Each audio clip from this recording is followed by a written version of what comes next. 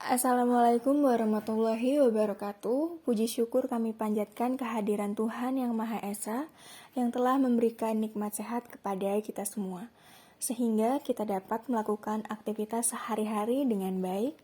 Perkenalkan, kami dari kelompok KKNT 24 Universitas Slamet Riyadi Surakarta yang sedang melakukan KKN di Kecamatan Pasar Kliwon, Kelurahan Semanggi, Surakarta. Izinkan saya memperkenalkan salah satu program kerja kami, yaitu penyuluhan tentang ibu hamil. Program kerja ini merupakan salah satu program KKNT kelompok 24 yang merupakan realisasi dari Hibah PKKM, yaitu program kompetisi Kampus Merdeka, mengenai penyuluhan tentang ibu hamil di Kecamatan Pasar Kliwon, Kelurahan Semanggi, Surakarta. Selanjutnya yaitu ada peranan bidan. Yang pertama, hasil pemeriksaan ibu hamil dengan kondisi pendarahan antepartum. Tindak lanjut kasusnya yaitu keadaan emergensi, segera rujuk untuk mendapatkan penanganan pendarahan sesuai dengan standar. Yang kedua, hasil pemeriksaan dari ibu hamil dengan kondisi demam.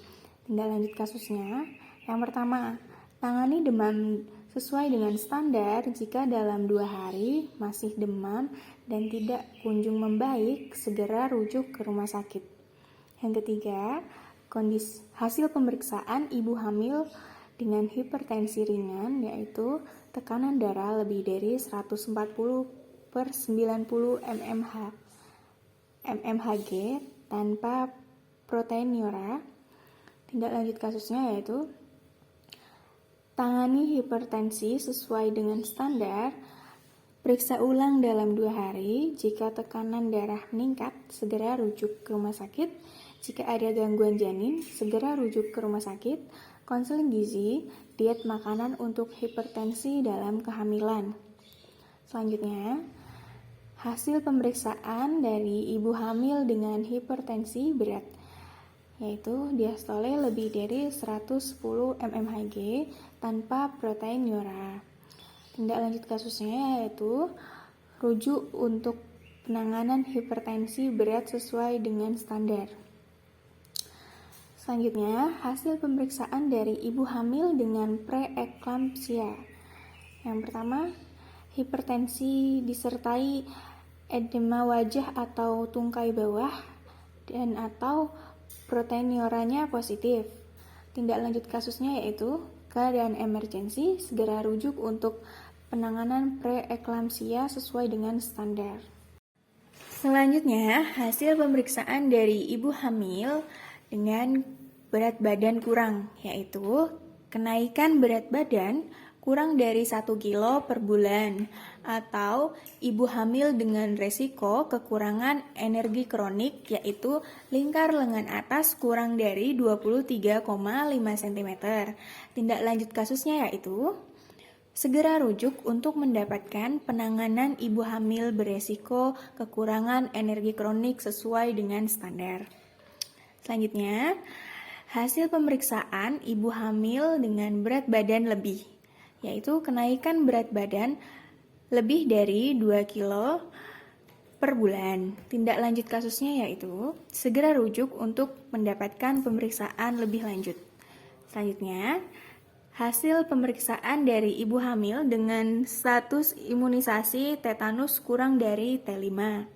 Tindak lanjut kasusnya adalah rujuk untuk mendapatkan suntikan vaksin tetanus sesuai dengan imunisasinya. Lalu, hasil pemeriksaan dari tinggi fundus uteri yang tidak sesuai dengan umur kehamilan. Tindak lanjut kasusnya adalah rujuk untuk mendapatkan penanganan gangguan pertumbuhan janin. Selanjutnya, kelainan letak janin pada trimester ketiga. Tindak lanjut kasusnya adalah segera rujuk untuk mendapatkan penanganan kehamilan dengan kelainan letak janin. Lalu, hasil pemeriksaan dari gawat janin. Tindak lanjut kasusnya adalah segera rujuk untuk mendapatkan penanganan gawat janin.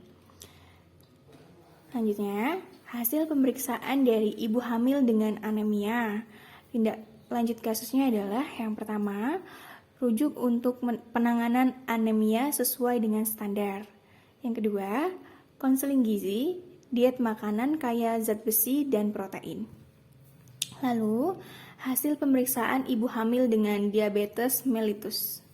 Tindak lanjut kasusnya adalah rujuk untuk penanganan diabetes mellitus sesuai dengan standar, konseling gizi, diet makanan untuk ibu hamil diabetes mellitus.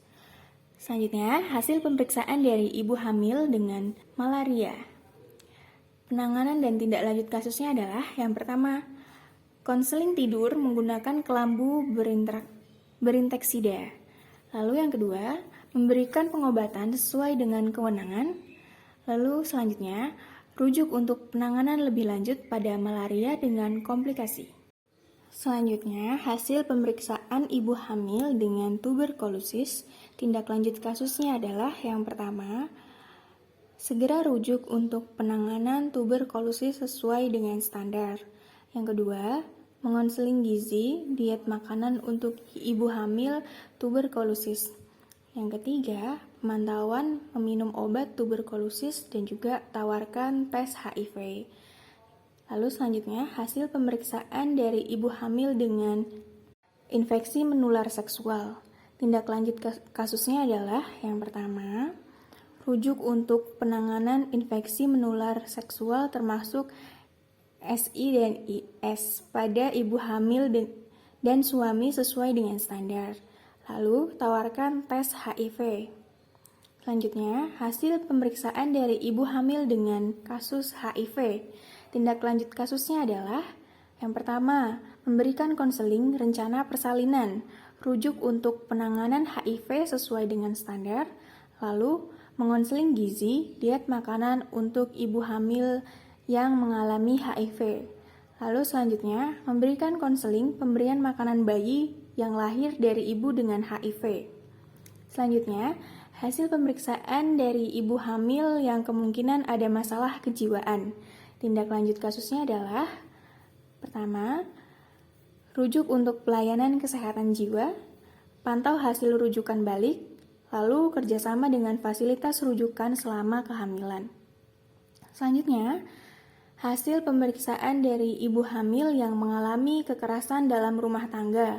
Tindak lanjut kasusnya adalah segera rujuk ke rumah sakit yang memiliki fasilitas pusat pelayanan terpadu terhadap korban kekerasan. Sekian pemaparan materi mengenai penyuluhan ibu hamil yang dapat kami sampaikan. Kurang lebihnya kami mohon maaf.